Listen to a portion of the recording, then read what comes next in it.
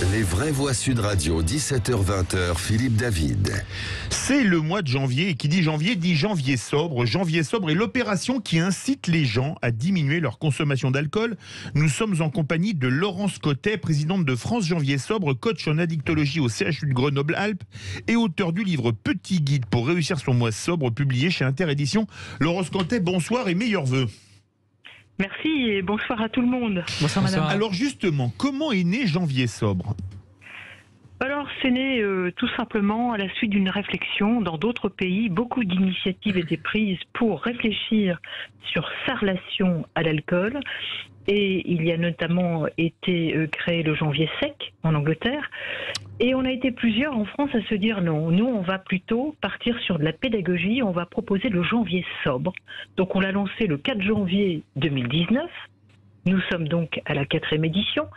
Et sobre est un adjectif qui veut dire boire peu de boissons alcoolisées. Donc on n'est pas dans l'interdit et on invite toute personne qui le souhaite à se fixer son propre défi par rapport à l'alcool au mois de janvier.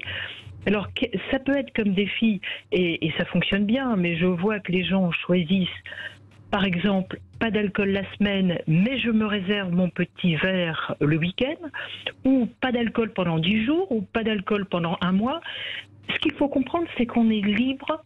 L'important est de se poser la question de sa relation à l'alcool, de se tester, de voir si tout va bien. Exemple, ce soir, je décide de ne pas boire, mais je me rends compte que c'est pas si simple que ça, que j'ai quand même envie d'aller boire.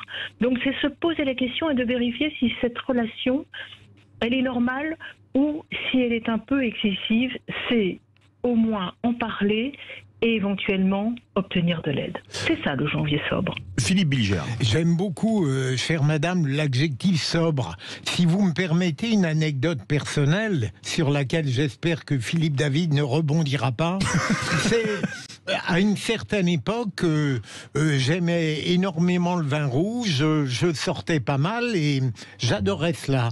Et à un moment donné, par moi-même, j'ai décidé de diminuer les choses et pendant quelques mois, ça a été très difficile. Et puis tout à coup, j'ai découvert le bonheur de voir arriver le verre de vin rouge parfois comme une espérance dans une forme de sobriété. Et je comprends totalement ce que vous avez voulu dire si je n'interprète pas mal votre pensée. Laurence Cottet. Mais non, c'est superbe. Voilà, vous avez tout dit, vous avez tout compris. Il faut rester dans cet alcool plaisir qui est un instant de convivialité, de partage. Il faut éviter de le boire seul. Et rester dans la sobriété, en fait, le janvier sobre, il a été conçu pour faire connaître les repères de consommation à moindre risque, qui sont 2 verres par jour et pas tous les jours. Ça veut dire 10 verres par semaine, à vous de les répartir comme vous le souhaitez. Et bien entendu, ce sont des repères à ne pas dépasser et surtout pas à atteindre. C'est ça la sobriété. Caroline Pilastre. Oui, je trouve ce challenge extrêmement intéressant et puis c'est vrai que c'est une manière, comme vous le dites, de se tester sur une échelle de valeur. Alors on nous dit aussi que lorsqu'on a besoin d'1 ou 2 verres par jour, c'est déjà qu'on est un peu dans un système d'addiction. Donc j'aimerais que vous me répondiez déjà à ça. Alors moi je vous explique, prenons mon petit cas perso. Je ne bois jamais seule et je n'ai jamais pris de cuite de ma vie, c'est-à-dire que je ne vais jamais au-delà de 2 verres en groupe ou en allant boire un verre avec des copains parce que je connais mes limites et puis après, ça n'est plus appréciable et d'autant plus en tant que malvoyante. Alors là, je vous dis, c'est la cata, je pourrais me prendre les murs. Mais je voudrais savoir, madame, si vous avez déjà des retours depuis que vous aviez testé la première année, donc en 2019, ce challenge, pardon. Qu'en est-il en fait, statistiquement ou en termes de pourcentage, par rapport à la consommation d'alcool des Français ? En pourcentage. Je ne sais pas comment vous arrivez en fait à le mesurer. Est-ce que vous avez des retours qui sont positifs ou c'est inquiétant ? Non, moi je pense que... D'abord, moi je ne suis pas dans un discours anxiogène. On est addict, on est dans l'addiction à partir du moment où l'alcool est une obsession. À partir du moment où on ne pense plus qu'à ça. Et je suis passée par là, on ne l'a pas précisé, mais j'ai eu 15 années d'alcoolisme. Donc je sais de quoi je parle. Bon. À partir du moment où vous prenez 2 verres et que vous savez vous arrêter, et que vous n'utilisez pas cet alcool pour, par exemple, pallier votre timidité. J'entendais les propos de Monsieur Bilger tout à l'heure, qui n'ose pas trop danser, etc. Un verre de vin va vous aider à danser, Monsieur Bilger. Vous comprenez ? Mais je pense que j'ai épargné beaucoup de gens. Bon, on revient sur le premier débat. Mais vous comprenez, l'alcool, et je reviens là-dessus, il faut le garder comme un plaisir, il faut le partager. Alors en termes de pourcentage, il y a 10% des Français qui constituent la frange des gros buveurs, hein, c'est-à-dire qui sont soit complètement dans la maladie, soit dans l'excès, c'est-à-dire dans cette zone grise où on est au-delà des 2 verres. Et puis après, vous avez quand même les 9/10 des Français qui n'ont pas de problème particulier avec l'alcool, mais ça vaut le coup, une fois par an, au mois de janvier, de tester son mode de consommation et de voir si tout va bien. Voilà.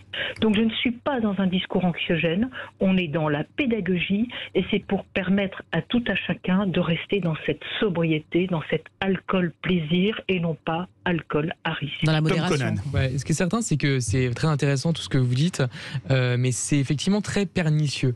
Parce qu'il y a beaucoup de gens, en fait, je pense, qui dans les médias, même les publicités, souvent le mentionnent, qui croient qu'ils ne sont pas concernés, effectivement, par une surconsommation éventuelle d'alcool, parce qu'on se dit, finalement, à partir du moment où on n'est pas ivre-mort tous les jours, finalement, on n'est pas addict à l'alcool. Alors qu'évidemment, on peut l'être bien en deçà de ce seuil-là.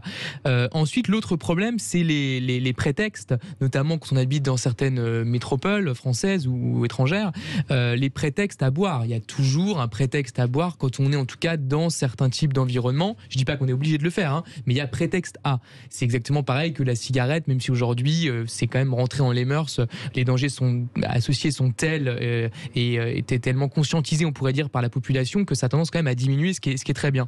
Mais donc effectivement, je pense que replacer l'alcool dans son quotidien, se poser effectivement cette question, c'est assez essentiel. Moi-même qui suis pas un gros buveur, je constatais quand même à certains moments de ma vie, il y a pas longtemps, qu'effectivement il fallait que tous les soirs finalement j'en ai un petit peu et si j'en avais pas, c'était un peu gênant parce que pour l'apéro, qu'est-ce que je prenais, etc.